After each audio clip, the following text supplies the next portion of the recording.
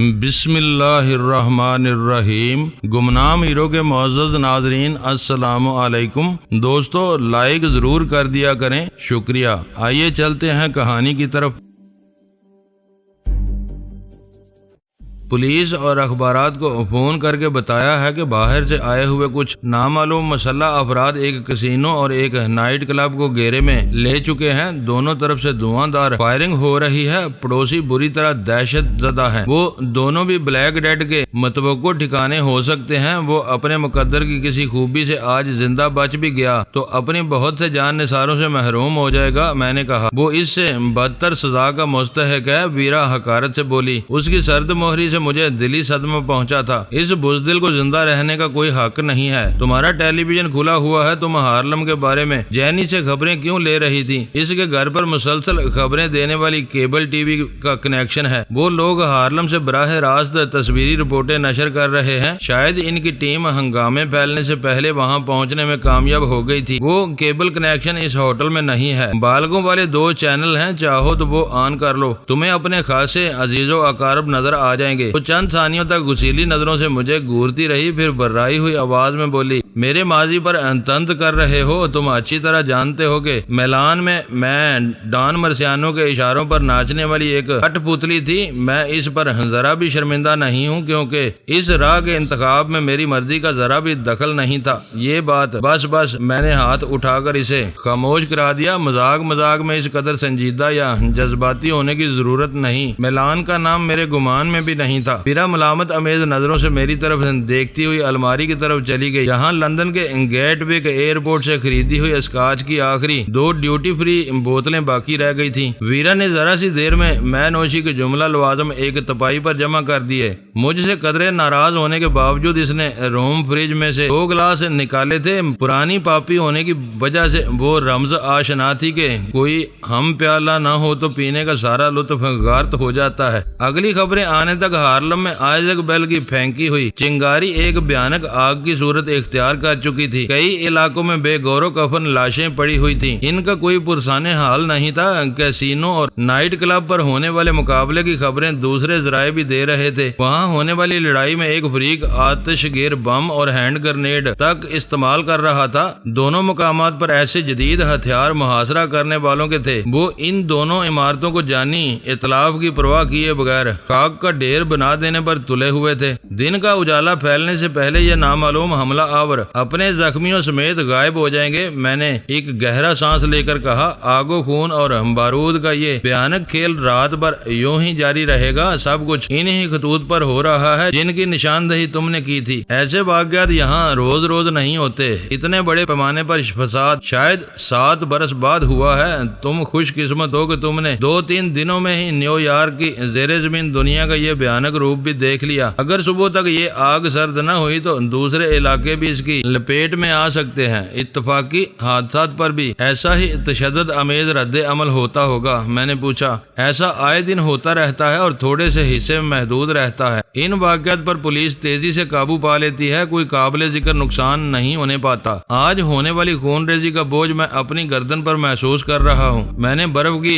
پگھلائی ہوئی طلائی اسکاچ کا ایک چھوٹا سا گھونٹ لے کر دھیرے سے کہا، یہ تمہارا قصور نہیں ہے۔ شراب نوشی کے بعد ہر شخص ضرورت سے زیادہ حساس ہو جاتا ہے۔ ویرا نے تسلی دینے کے انداز میں کہا، تم نے صرف اتنا کیا ہے کہ بلیک ڈیڈ کے بارے میں اسحاق کی بدگمانیوں کو تقویت دی ہے۔ ان دونوں کو نیو یارک نے پروان چڑھایا ہے۔ اسی شہر کے باسیوں کو اپنے اس گناہ کا تاوان دینا ہے۔ تم کیوں خود کو ملامت کرتے ہو؟ جینی سے تمہارے مذاکرات کیسے رہے؟ کچھ دیر کی خاموشی کے بعد میں نے پوچھا۔ شاندار، وہ آج بھی پہلے کی طرح مخلص اور گرم جوش تھی۔ مجھے VIP بننے پر مبارکباد دے رہی تھی۔ یہ سانحہ کب ہوا؟ تمہیں کس نے VIP بنایا؟ میں نے بے ساختہ سوال کیا۔ میری اور تمہاری تلاش کے سلسلے میں امریکی اداروں نے پاکستان کے ساتھ یہاں کے اخبارات میں بھی انعامی اشتہارات شائع کرائے تھے۔ پرائی سرزمین پر امریکیوں کے جانی اطلاف پر مقامی رائے عامہ کو متاثر کرنے کے لیے وفاقی ادارے ہمیشہ ایسے ڈکوسلے آزماتے رہتے ہیں جس کی گرفتاری پر $1 ملین پرائز مقرر کر دیا جائے۔ اسے تم VIP نہیں تو کیا کہو گے؟ اسے اس خطیر انعام سے کوئی دلچسپی نہیں ہے؟ میں نے تعجب سے پوچھا۔ وہ اس سے 1000 گنا بڑے انعام پر بھی تھوک دے گی، ویرا فخریہ لہجے میں بولی۔ میں اس کے ساتھ مل کر کچھ وقت گزارنا چاہتی تھی، لیکن اس نے سختی سے میری یہ تجویز رد کر دی۔ اس کا خیال ہے کہ موجودہ حالات میں میرا اس سے ملنا میری سلامتی کے لیے خطرناک ثابت ہو سکتا ہے، اسی وجہ سے تم اپنے دل کی ساری بڑاس اس فون پر نکال رہی تھی۔ مجبوری تھی، وہ کوئنز ڈسٹرکٹ کے وسطی علاقے میں رہتی ہے جو یہاں سے زیادہ دور نہیں ہے۔ تم نیو یارک کے بیشتر علاقوں کا ذکر اتنی روانی سے کر جاتی ہو کہ میرے ذہن میں سب کچھ گڈ مڈ ہو کر رہ جاتا ہے۔ صرف مین ہیٹن کے بارے میں چند موٹی موٹی باتیں ذہن نشین ہو سکی ہیں۔ اس نے مسکرا کر سگریٹ سلگائی، پھر بولی، نیو یارک کی 5 بروزیا ڈسٹرکٹ ہیں، ان میں مین ہیٹن سب سے اہم ہے کیونکہ تمام تجارتی اور مالیاتی مراکز مین ہیٹن کے جنوبی اور وسطی حصے میں مرکوز ہیں۔ دوسری بورو اسٹیٹس نامی جزیرے پر مشتمل ہے۔ مین ہیٹن کے مشرق میں دریائے مشرق کے اس پار نیو یارک کی 3 رہائشی بوروز برونکس، کوئنز اور بروکلین واقع ہے۔ یہ نیو یارک کا مختصر ترین تعارف ہے۔ ہمارا ہوٹل مین ہیٹن میں ہے اور وہ کوئنز میں رہتی ہے۔ میں نے سبق یاد کرنے کے انداز میں دہرایا، پھر پوچھا، وہ بھی بلیک ڈیڈ کی طرح تم سے دور رہنا چاہتی ہے؟ جینی کو اس دوگلے کتے سے ملا کر تم زیادتی کر رہے ہو۔ وہ اپنے دروازے پر ہر وقت مجھے خوش آمدید کہے گی۔ میں چاہوں تو اسی وقت اس کے گھر جا سکتی ہوں۔ وہ رنگس میں کام کرتی ہے، اسحاق گینٹی اس کا باس ہے۔ احتیاط کا تقاضا یہی ہے کہ میں اس سے دور رہوں۔ رنگس یا اسحاق کے دندوں کے بارے میں وہ کیا جانتی ہے؟ کچھ بھی نہیں، اس کے ہاتھ صاف ہیں۔ وہ 3 سال سے رنگس میں کام کر رہی ہے۔ اس دوران میں اسحاق گینٹی ہمیشہ ایک ذہین اور پر اعتماد سربراہ ثابت ہوا ہے۔ وہ رنگس کے سیدھے سادے کاروباری معاملات کے سوا کچھ نہیں جانتی۔ اسے یہ تک معلوم نہیں کہ اسحاق ڈیوڈ اسٹارز سے تعلق رکھتا ہے۔ بہت معصوم بچی ہے۔ ڈیوڈ اسٹارز کا نام بھی اس کے لیے اجنبی رہا ہوگا۔ ڈیوڈ اسٹارز کے بارے میں اس کی معلومات اخباری اطلاعات اور مضامین تک محدود ہیں، جن میں اسے ایک مالدار اور قوم پرست نجی تنظیم کے طور پر پیش کیا جاتا ہے۔ جینی کو اسحاق کی رہائش گاہ کا علم ضرور ہوگا، میں نے پر امید لہجے میں کہا۔ جینی دفتری معاملات دفتر ہی میں نپٹانے کی عادی ہے، میں اسے اچھی طرح کھنگال چکی ہوں۔ وہ اسحاق گینٹی کی کمین گاہ کے بارے میں کچھ نہیں بتا سکی۔ اس کا مطلب یہ ہوا کہ ہم ایک مرتبہ پھر بند گلی میں جا پہنچے ہیں۔ وہ اپنی ساری اکڑفوں اور جارحیت بھول کر مدافعت کرنے پر مجبور ہو گیا ہے۔ رنگس ان کا جیسے بڑے ادارے ہمارے سامنے ہیں، ہم اب بھی بہت کچھ کر سکتے ہیں۔ رنگس کے مشکوک ماضی رکھنے والے ملازمین غائب ہو چکے ہیں۔ خطرات کی دھند صاف ہونے تک اسحاق بھی ادھر کا رخ نہیں کرے گا۔ وہاں ہمیں جینی جیسے بے گناہ ملازمین ملیں گے۔ اسحاق گینٹی کو نیچا دکھانے کے لیے ہم وہاں کوئی انتقامی کارروائی نہیں کر سکتے۔ تم ٹھیک کہہ رہے ہو، ویرا نے بڑبڑاتے ہوئے میری تائید کی۔ اسحاق نے راہ فرار اختیار کر کے تمہارا اور اپنا اکلوتا رابطہ بھی ختم کر دیا ہے۔ فون پر وہ نہیں ملے گا، اسے از سرے نو تلاش کرنا پڑے گا۔ مجھے اندازہ نہیں تھا کہ وہ اتنا ڈرپوک ثابت ہوگا۔ رنگس کے محفوظ دفاتر میں ہم اس کا کیا بگاڑ سکتے تھے؟ میں نے متاسفانہ لہجے میں کہا۔ وہ بھی جانتا تھا کہ اس کا بال بھی بیکا نہیں ہوگا۔ تم نے اس کے دفتر میں اپنے پہنچنے کی کہانی سنا کر اس کا سارا اعتماد خاک میں ملا دیا۔ وہاں سے غائب ہو کر وہ اس وقت کا انتظار کرے گا جب تم دوبارہ اس کے دفتر میں پہنچو گے۔ رات گہری ہونے کے ساتھ ساتھ فساد زدہ علاقے کے بارے میں نشر ہونے والی اطلاعات گمبھیر ہوتی جا رہی تھیں۔ 7 اموات کی مختلف ذرائع سے تصدیق ہو چکی تھی۔ آگ میں گری ہوئی عمارات میں ایک بینک، 2 پیٹرول پمپ اور ایک شراب خانہ شامل تھا۔ ہارلم کے کم از کم 3 علاقوں میں احتجاجی اور بد نظمی کے بجائے کھلم کھلا مقابلے کے انداز میں جم کر 2 طرفہ مقابلہ ہو رہا تھا۔ متحارب گروہوں کی شناخت کا کوئی ذریعہ نہیں تھا۔ محاصرے میں لیے جانے والوں کے بارے میں ملی جلی افواہیں قابل اعتبار نہیں تھی۔ ویرا نے آخری بار وہ تفصیل سننے کے بعد ٹیلی ویژن بند کر دیا اور بولی، صبح کے اخبارات اس بارے میں اندر کی کچھ کہانیاں ضرور چھاپیں گے۔ ان میں اور کچھ ہو یا نہ ہو، بلیک ڈیڈ کا حوالہ ضرور ہوگا۔ یہ صبح کی بات ہے، اس میں ابھی پوری رات پڑی ہے۔ یہ سوچو کہ ہم جینی سے کیا کام لے سکتے ہیں۔ اس وقت وہی ہمارے کسی کام آ سکتی ہے۔ وہ بتا رہی تھی کہ کسی نامعلوم آدمی نے فون پر ایک آپریٹر کو ہارلم کی پوری کہانی سنا دی تھی۔ اس فون کے بعد ہیلن رائے بہت جذباتی ہو گئی تھی۔ اس نے جینی سے کہہ دیا تھا کہ آج رات ہارلم میں کسی کی نکسیر लकीर भी फूटी तो वो सुबह मुलाजमत पर नहीं आएगी। इसके वाजबात का चेक इसके पते पर डाक से भेज दिया जाए। वो न आई तो जैनी कुछ सुराग लगाने की कोशिश करेगी। खुलकर बात करो, वो किसका सुराग लगाएगी? मैंने बेचैनी से पूछा। इस वक्त सिर्फ इसहाक हमारा टारगेट है जैनी। इसहाक के फोन पर किसी दूसरे ऑपरेटर को मामूर करने से पहले खुद रिकॉर्ड की छानबीन करेगी, शायद इसे कोई चीज मिल जाए। इसहाक के कमरे में किसी को इजाजत के बगैर दाखिले की इजाजत नहीं। इसने जाने से पहले खुद हेलन को अपने फोन पर मामूर किया था। इसके मुलाजमत छोड़ देने के बाद जैनी इसहाक के कमरे के बारे में अपने फैसले करने की पोजीशन में आ सकेगी। क्या हेलन ने मेरा पैगाम इसहाक तक पहुंचा दिया था? मैंने पूछा। हाँ, दफ्तरी औकात खत्म होने से पहले इसका फोन आया था। मुकम्मल पैगाम सुनकर इसने जिस बरहमी का मुजाहरा किया, इसके बाद हेलन इसे ये न बता सकी कि वो बातें पूरे दफ्तर में फैल चुकी हैं। वीरा के लिए वो सब बातें ज्यादा अहम नहीं थी, वो इन्हें अपने दिल में लिए बैठी थी। मैंने इससे पे दर पे सवालात का एक सिलसिला शुरू किया तो बहुत सी बातें सामने आती चली गईं। ये और बात है कि इनमें इसहाक का कोई सुराग नहीं था। दिल खुशकुन उम्मीदें ही उम्मीदें थी और इसहाक का सुराग खो देने के बाद वो उम्मीदें भी मेरे लिए बहुत अहम थी। जैनी से वीरा के जरिए मिलने वाली मालूमात में एक अहम नुक्ता ये था कि रिंगस के पेंटागन, CIA और फेडरल रिजर्व जैसे अहम तरीन वफाकी इदारों के साथ तवील मुद्दत के मुआहदे मौजूद थे, जिनके तहत रिंगस इनको कीमती दातें, बेशकीमत हथियार, एटमी आलात और नकदी वगैरह अमेरिका भर में एक से दूसरे मुकाम तक पहुंचाने के लिए अपनी ट्रांसपोर्ट समेत हिफाजती खिदमात फराहम करती थी। रिंगस के इन मुआहदों से आइजक बेल के असर रसूख का अंदाजा हो सकता था। ये सामने की बात थी कि रिंगस के बेशतर मुलाजम अपनी कंपनी के पसे पर्दा मसरूफियात से कितने ही बेखबर क्यों न हो, अमरीकी हुकूमत इन सरगर्मियों की पूरी पुष्ट पनाही करती थी। वीरा ने इंटरकॉम पर रूम सर्विसेज को खाने के लिए कहा। हमारी मैनोशी के खात्मे से पहले खाना कमरे में आ गया। वीरा का इंतखाब अपनी खुशबुओं से ही इश्तिहा अंगेज मालूम हो रहा था। जैनी का नाम तुम्हारी उर्फियत का बिल्कुल हम काफिया है। खाना खाते हुए वीरा को अचानक ही ख्याल आ गया। अच्छा ही हुआ कि इससे मुलाकात का इम्कान नहीं रहा। वो हम ज़ौक भी निकल आती तो तुम दरियाए हुडसन, दरियाए मशरक का ही रुख करना पड़ता। इस मामले में तुम बहुत हासद हो। वापसी से पहले मैं जरूर इससे मिलूंगी, लेकिन तुम मेरे साथ नहीं होगे। वो बहुत पुरकशिश लड़की है और जरा दिल फेंक भी वाकया हुई है। शोहर की पाबंदियों में कैद हुए बगैर अपनी मर्जी की जिंदगी गुजार रही है। इसने तुम्हें जरा भी मौका दिया तो तुम फिसल पड़ोगे। मैं ये खतरा हरगिज मोल नहीं लूंगी। मैं फिसलने के दौर से जरा आगे निकल चुका हूँ। तुम्हारे जलने और कुड़ने के लिए इतना ही काफी होगा कि वो तुमको नजरअंदाज करके मुझसे दिलचस्प बातें करनी शुरू कर दे। तुम्हारी ये खुशफहमियां मुझे हर वक्त तुम्हारी तरफ से बदगुमान रखती हैं। तुम्हारी बदगुमानी का तो ये आलम है कि तुम जहाज पर खुरम सुल्तान से चिढ़ने लगी थी। पता नहीं अब वो बेचारा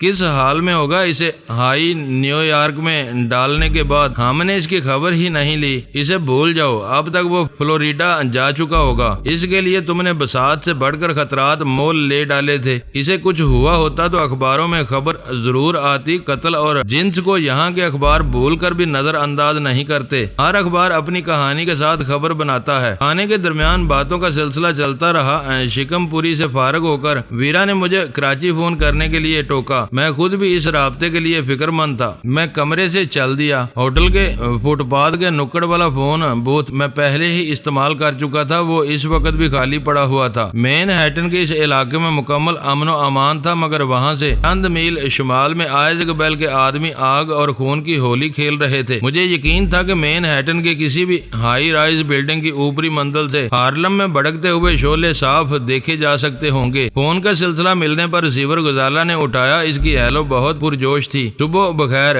क्या हाल चाल है तुम्हारे? सुना है बहुत सेवा करवा रही हो अपनी। मैं बहुत उदास हूँ। ये सब मेरा ध्यान रखते हैं, मगर मैं हर वक्त आपकी कमी महसूस करती हूँ। वापस कब आ रहे हैं आप? मैं दिन गिन गिन कर गुजार रही हूँ। वीरा का इंतकाम और मेरा मिशन कुछ वक्त लेगा। तुम इत्मीनान रखो माय डार्लिंग। मैं जरूरत से ज्यादा यहाँ नहीं रुकूंगा। यहाँ की भाग दौड़ और खुद गर्जियों से मुझे उकताहट होने लगी है। वीरा आपके साथ है, वो ऐसी खुद गर्ज नहीं है। क्या अब भी वो अलग रह रही है? वीरा के जिक्र पर गजाला की आवाज में हल्का सा रकाबत आमेज तजस्सुस उभर आया। अभी तक हम एक ही होटल में रह रहे हैं। आखिरी लम्हात पर वो झूठ बोलने का इरादा तर्क करके मैंने मोहतात अल्फाज में जवाब दिया, पता नहीं कब हमें अलग होना पड़ जाए। इसके साथ एक होटल में रहना ज्यादा मुश्किल नहीं है, लेकिन एक कमरे में रहकर वो आपको इम्तिहानों में डालती रहेगी। गजाला के जवाबी तबसरे ने मेरी पेशानी अरक आलूद कर दी। गनीमत حکمت یہ تھا کہ میرے محتاط الفاظ سے اس نے وہی نتیجہ اخذ کیا تھا جو میں چاہ رہا تھا۔ تم اس کی فکر نہ کرو، میں اس کی راگ راگ سے واقف ہوں۔ تم اپنا خیال رکھو اور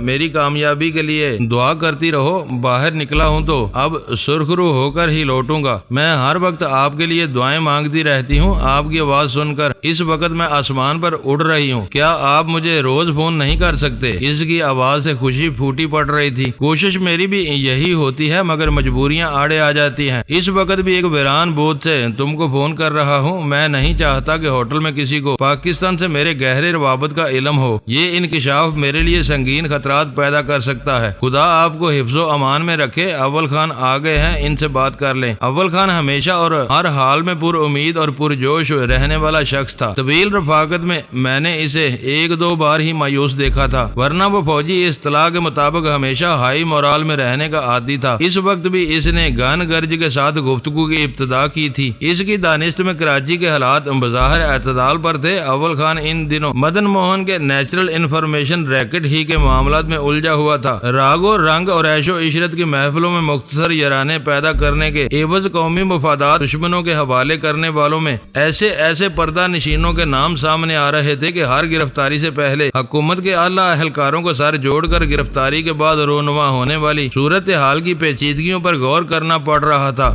میری بلکہ بدری اور رمیش اگروال کی کراچی میں موجودگی تک امریکن مشن نیک ماڈل اپنی تخریبی سرگرمیوں میں بہت پیش تھا، لیکن سلطان شاہ کے پاکستان سے اغوا اور پھر قبرص سے انقرہ کے راستے بازیابی کے انتہائی خفیہ واقعات سے باخبر ہونے کے بعد پسپا ہو گیا تھا۔ اس پورے قصے میں آئزیک بیل نے اسے بری طرح نظر انداز کر کے جس رازداری سے اپنے خاص آدمیوں کو استعمال کیا تھا، اس نے نک موڈلے کو اس کی اصل اوقات یاد دلا دی تھی۔ اس کی وہ خاموشی محض بد دلی کا نتیجہ ہو سکتی تھی۔ واقعات جس نہج پر جا رہے تھے وہ ہمارے مفادات کے لیے مناسب ترین تھے۔ کراچی کے بارے میں اس طویل گفتگو کے بعد میں نے اول خان سے سلطان شاہ کی خیریت دریافت کی تو اس نے ایک گہرا سانس لے کر بتایا کہ وہ انقرہ کے ملٹری ہسپتال میں دھیرے دھیرے روبہ صحت ہو رہا تھا، لیکن اس کے لیے خطرات بدستور باقی تھے۔ ایوب آغا کی سرتوڑ کوشش اور ترکی کے فوجی حکام کے بھرپور تعاون کے نتیجے میں اس ہسپتال کی دن رات کڑی نگرانی کی جا رہی تھی، اور اس دوران میں دو مشتبہ آدمیوں کو ہسپتال میں گھسنے کی کوشش کرتے ہوئے رنگے ہاتھوں پکڑا گیا تھا۔ افسوسناک بات یہ تھی کہ وہ دونوں ہی انقرہ کے مقامی بدماش ثابت ہوئے تھے۔ ان میں سے ایک کے قبضے سے بے آواز ریوالور برآمد ہوا تھا، دوسرے کے پاس ایک سیریل اثر زہر سے بھری ہوئی ایسی سرنج تھی جو شکاری یا حیوانی ماہرین دور سے پھینک کر خطرناک درندوں کو بے ہوش کرنے کے لیے استعمال کرتے ہیں۔ دور سے پھینکی جانے والی سرنج کی سوئی جسم میں پیوست ہوتے ہی جھٹکے کے زور میں سرنج کا سیال شکار کے جسم میں اتر کر اپنا کام شروع کر دیتا ہے۔ وہ خبر آئزیک بیل کی دھمکی کے عین مطابق تھی۔ مشکل یہ تھی کہ ملٹری ہسپتال کے ایک مریض کے خلاف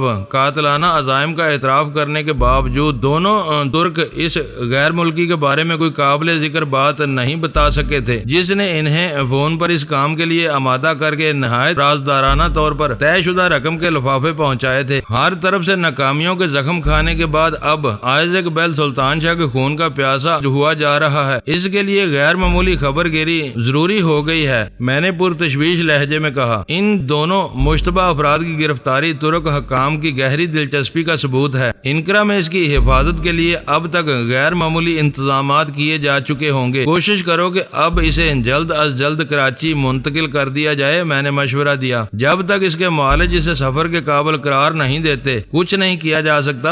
ذرا مدن موہن والا اونٹ کس کروٹ بیٹھ جائے تو میں خود ایک دن کے لیے انقرہ جانے کا ارادہ کر رہا ہوں۔ اگر اس کی حالت تھوڑی بھی بہتر ہوئی تو میں اپنی ذمہ داری پر اسے کراچی لے آؤں گا۔ اپنے گھر اور اپنی مٹی کی بات اور ہی ہوتی ہے، اپنوں کے درمیان لوٹ آنے کا احساس ہی سلطان شاہ کی طبیعت تیزی سے بحال کرنے کے لیے کافی ہوگا۔ ہلکی سی ہنسی کے ساتھ اس کی آواز آئی، گھر ہی ہوتا ہے۔ آج کل شہر بھر میں باری 2 گھنٹے کی لوڈ شیڈنگ ہو رہی ہے، ہماری باری خبر نامے کے بعد آتی ہے، لیکن پھر بھی بے فکری ہے۔ ان 2 گھنٹوں کے لیے میرا بجلی سے کام کرنے والا کارڈ لیس فون ناکارہ ہو جاتا ہے۔ آج اس کے ساتھ ایک عام انسٹرومنٹ بھی لگا لوں گا تاکہ 2 گھنٹے کی اس بے خبری سے نجات مل جائے۔ یہ چھوٹی چھوٹی باتیں ہوتی ہی رہتی ہیں، کسی وقت ان مسائل سے نجات مل ہی جائے گی۔ یہاں بجلی کے بغیر معمول کی زندگی کا چلنا ناممکن ہے۔ نہیں، یہ لوگ کیسے اپنا نظام چلا رہے ہیں کہ یہاں لوڈ شیڈنگ اور بریک ڈاؤن کا تصور ہی نہیں ہے۔ ایک لانگ ڈسٹنس کال پر وہ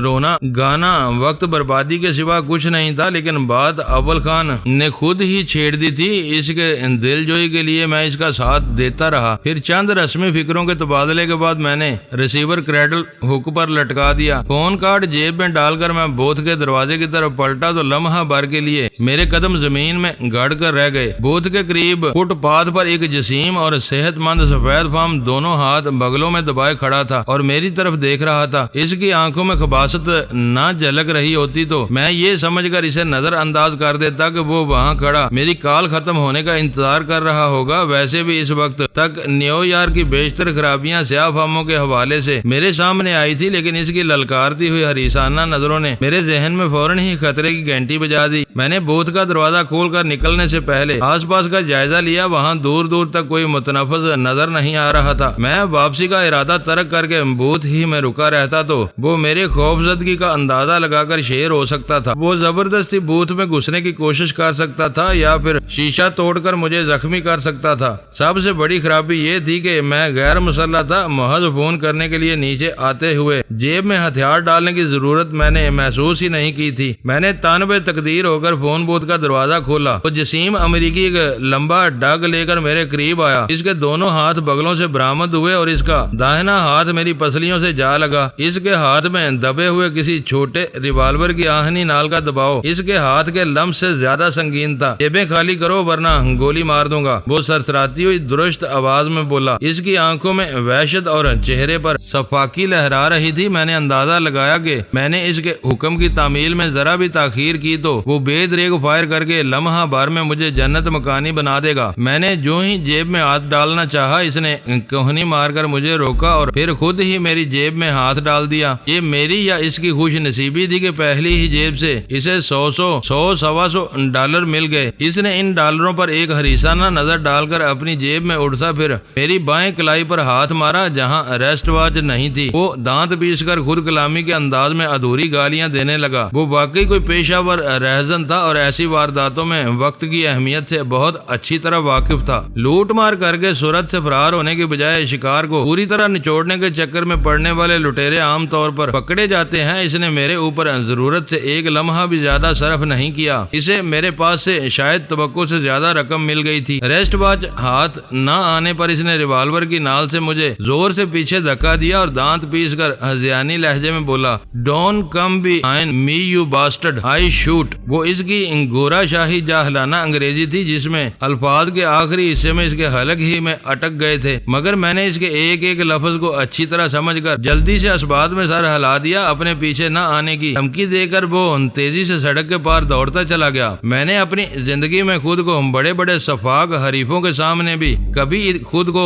اتنا بے باس نہیں پایا تھا جتنا نیو یارک کے اس اچکے کے سامنے ہو گیا تھا۔ نقدی اور قیمتی اشیاء کی تلاش میں وہ راہگیروں کو تشدد کا نشانہ بنانے والے ایسے مجرموں کے رد عمل کے بارے میں کبھی کوئی پیش گوئی نہیں کی جا سکتی۔ کبھی وہ اپنے شکار کے جارحانہ تیور دیکھتے ہوئے دم دبا کر خالی ہاتھ بھاگ کھڑے ہوتے ہیں اور کبھی کنگال شکار کے قبضے سے کچھ نہ ملنے پر جنجلا کر اسے گولی تک مار دیتے ہیں۔ میں نے دل ہی دل میں خدا کا شکر ادا کیا کہ ناگہانی طور پر نازل ہونے والی وہ آفت محض تھوڑے سے ڈالروں کی بینٹ لے کر گزر گئی تھی۔ میں سوچ بھی نہیں سکتا تھا کہ نیو یارک جیسے شہر کا شہرہ آفاق اور بین الاقوامی شہر کے باسیوں غیر ملکیوں کو اپنے شہر کی اچھی اور بڑی شہرتوں کے چیدہ چیدہ نمونے دکھانے میں اتنی اجلت سے کام لیتے ہوں گے۔ دراصل وہ قصور میرا ہی تھا۔ نیو یارک کے رہنے والے اور تجربہ کار سیاح اس وقت ویران سڑکوں پر کہیں مارے مارے نہیں پھر رہے تھے۔ ان اوقات میں شہر میں لاحق ہونے والے خطرات سے ناواقف اور ضرورت سے زیادہ پر اعتماد غیر ملکی ویران سڑکوں پر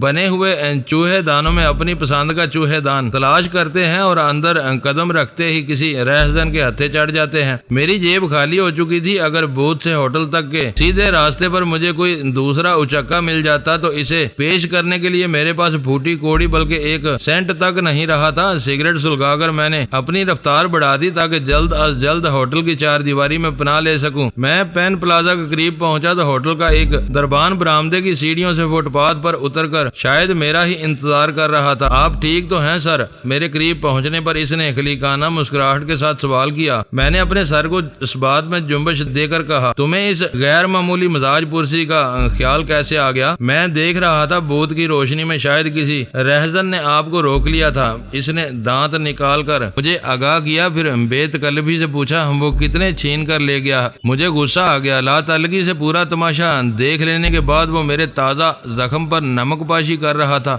بڑی شرم کی بات ہے، تم سب کچھ دیکھ اور سمجھ رہے تھے لیکن تم نے ذرا بھی مداخلت نہیں کی۔ سوری سر، میں یہاں ڈیوٹی پر ہوں۔ بوتھ یہاں سے بہت دور ہے۔ میں اسے للکارتا تو وہ آپ کو زخمی کر کے بھاگ جاتا اور الزام میرے سر آ جاتا۔ بہترین علاج یہی ہے کہ آدمی اپنی جیب یا پرس میں اس وقت $25-50 ضرور رکھے۔ ان کی توقعات زیادہ نہیں ہوتی۔ میں اس کے منہ لگے بغیر عمارت میں داخل ہوتا گیا۔ اوپر ویرا شب خوابی کا اشتعال انگیز مغربی لباس زیب تن کر کے سونے کی تیاری کر چکی تھی۔ میں نے اس پر کوئی کڑوا کسیلا تبصرہ کرنے کی بجائے اکثر نظر انداز کرنے کا فیصلہ کر لیا۔ کراچی سے تمہارے لیے نیک خواہشات پیغام لایا ہوں، وہاں سب خیریت ہے۔ وہاں سے رابطہ نہ ہونے پر میں ایک خلاص محسوس کر رہی تھی۔ اچھا ہوا کہ تم نے اس وقت ہمت کر کے باہر سے بات کر لی۔ میں نے بھی یہ وقت پوری طرح استعمال کیا ہے۔ میں دیکھ رہا ہوں کہ تم نے سونے کی پوری تیاری کر لی ہے، میں نے بے رخی سے کہا۔ میں نے ڈیوڈ اسٹارز کے مرکزی دفتر کا سرا ڈھونڈ لیا ہے، ابھی تک ہم انہیں بھولے ہوئے تھے، ویرا نے